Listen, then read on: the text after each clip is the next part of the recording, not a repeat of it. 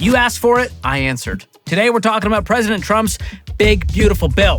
Formal name, One Big Beautiful Bill Act, or OBBBA for short, also ABBA. Not to be confused with ABBA, which I assume is Trump's favorite band to dance to outside of YMCA.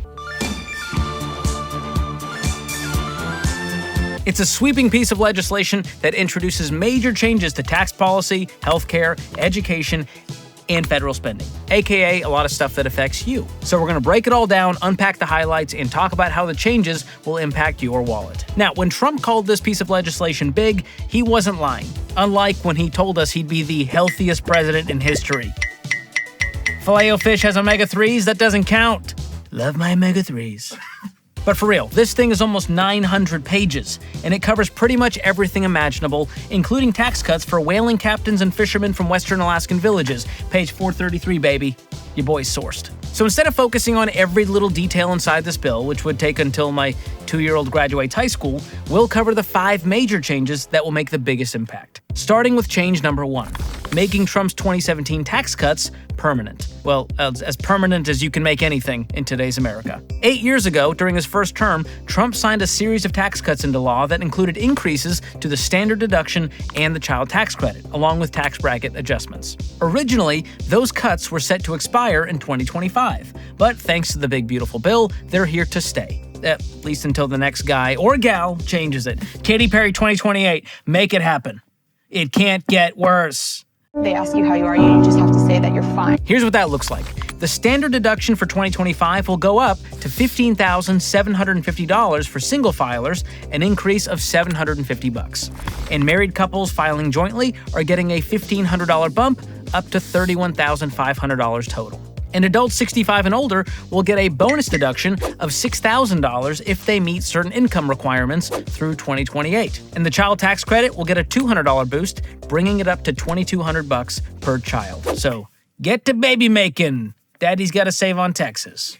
Excuse me, what?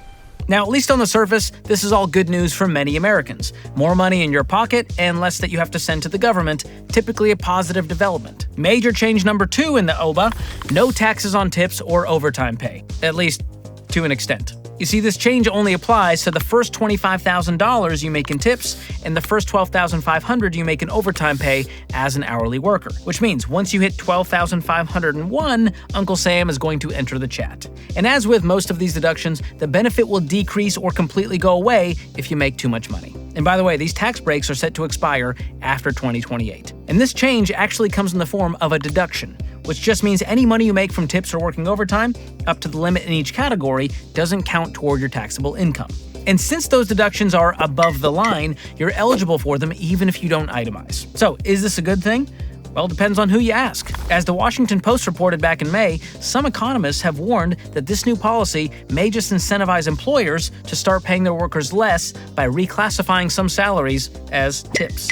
But if you rely on tips for a large portion of your income, it means you'll get to keep more of that money, to the tune of thousands of dollars back in your pocket every year. Same goes if you're consistently working overtime. So the bottom line, as with most things that come out of DC, this development isn't nearly as heroic or catastrophic as some people want you to think.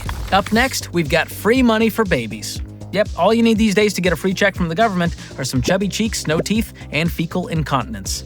That's disgusting! With the Big Beautiful Bill, every U.S. citizen born between January 1st, 2025 and December 31st, 2028 will automatically receive a $1,000 deposit into an investment account, which will be set up and funded by the U.S. Treasury. The funds will be invested into the stock market on the child's behalf, and you can add up to $5,000 annually in after-tax dollars to these accounts until the child turns 18. Now, the whole idea here is that you can use these accounts to get a jump start on investing for your kids to go to college or even their retirement. But beyond the free $1,000, they're really not all that helpful. And that's because unlike a 529 plan or an education savings account, these so-called Trump accounts have practically no tax advantages. You fund them with after-tax dollars, and all the growth gets taxed when you withdraw it, regardless of how you use the money. So my recommendation? Absolutely take the free $1,000, let it sit in the account and grow for as long as possible, and do the rest of your investing elsewhere. All right, major change number 4 from the Big Beautiful Bill, a student loan shakeup.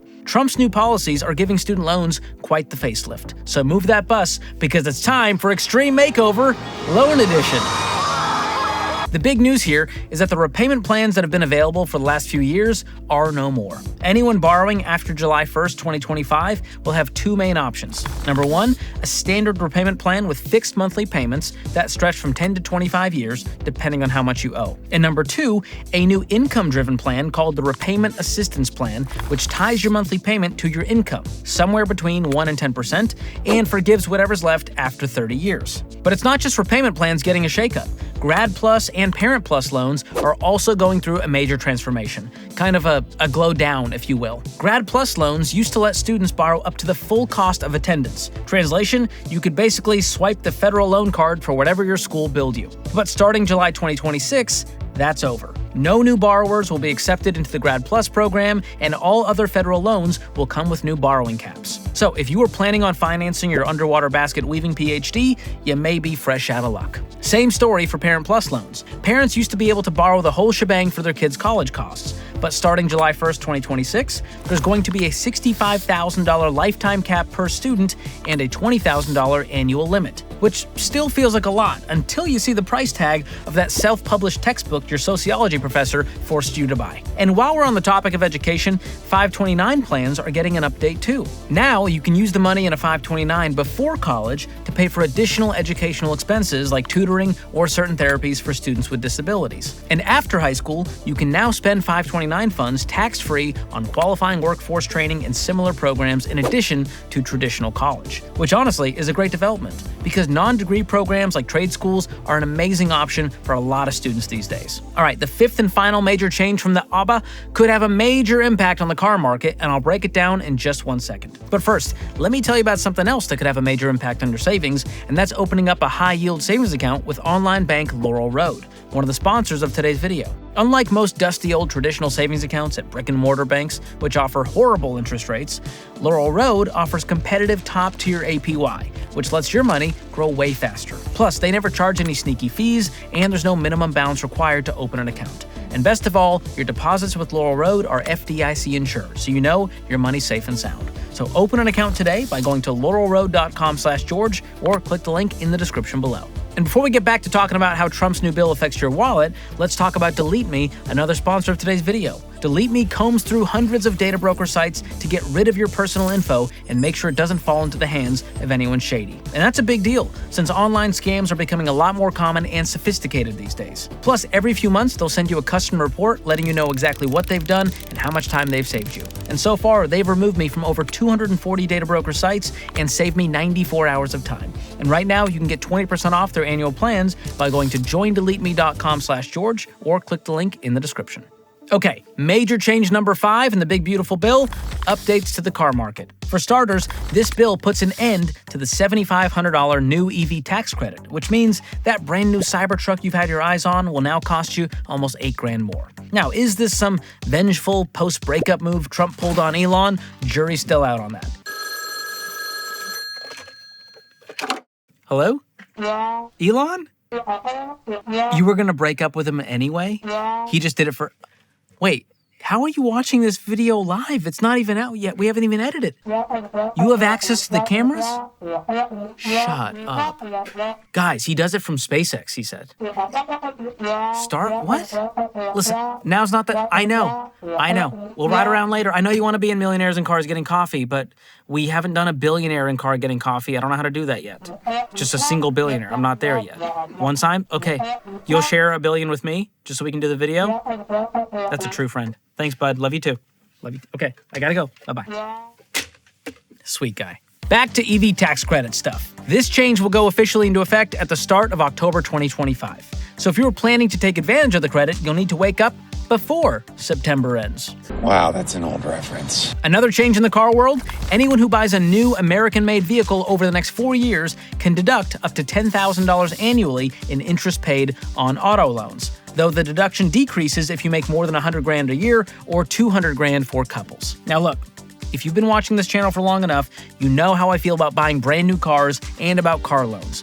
I probably don't even have to remind you that the typical new car loses about 60% of its value over the first 5 years. But in case you've forgotten, allow me to remind you, new cars lose about 60% of their value over the last 5 years.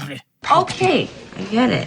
So I'm giving this part of the big beautiful bill a big beautiful thumbs down. because it incentivizes going into debt for a depreciating asset, which is always dumb. And why not just let us all deduct $10,000 annually if we buy an American car, used or new, with debt or with cash? And speaking of debt, I would be remiss not to mention that the Congressional Budget Office expects this bill to add over $3 trillion to our national debt. Yeah, tax cuts add to the deficit. What's going on with that? Which means that even though this bill will certainly be a positive development for lots of people, it's coming with a steep cost to America's future that, unfortunately, our kids will just have to deal with. Now, like I said at the beginning, these are just the highlights of the bill. It covers a metric ton of other stuff, including increasing the state and local tax deduction by 400%, adding a $1,000 above-the-line charitable giving deduction, making more people eligible for HSAs, and adjusting the requirements for Medicaid. But the 5 changes we went over in this video are the ones with the highest likelihood of affecting your personal finances. So, what are my overall takeaways on the big beautiful bill? I'll give you 3. Number 1, for most people, it won't affect your life all that much. Now, some people will see a huge benefit from this, and others are going to be hurt by it. According to the Congressional Budget Office, this bill's Medicaid updates could cause almost 12 million people to lose insurance coverage by 2034. That sucks. But on the bright side, more than 8 in 10 households overall would get a tax cut in 2026, according to the Tax Policy Center. So at the end of the day, this bill's not going to rip the country to shreds, and it's also not going to be anyone's savior. If your finances are a mess, no politician or bill is going to dig you out of that hole. But you always have the power to do it yourself. Number 2, don't spend money just to get a tax deduction. All right, a tax deduction is not free money. It just decreases your taxable income. So while deductions do lower your overall tax bill, it's not a one-to-one swap. A $25,000 deduction does not mean you save $25,000 in taxes. So moral of the story, it's almost never worth the squeeze to make financial decisions purely based on the tax implications. Just because you have a coupon doesn't mean you should go shopping. Number 3, you should take advantage of what you're eligible for. Now, don't go do something dumb like buy a new car or take out student loans, but if you qualify for one of these cuts or deductions, take advantage of it. And by the way, the tax updates we've gone over today aren't the only ones that could save you money when you file next year. I recently made this video breaking down other potential money-saving tax updates for 2025. So click here to watch it next, or use the link in the description. That's it for today. Be sure to hit like on this video if you learned something, and click that big, beautiful subscribe button if you haven't already. Thanks for watching. We'll see you next time.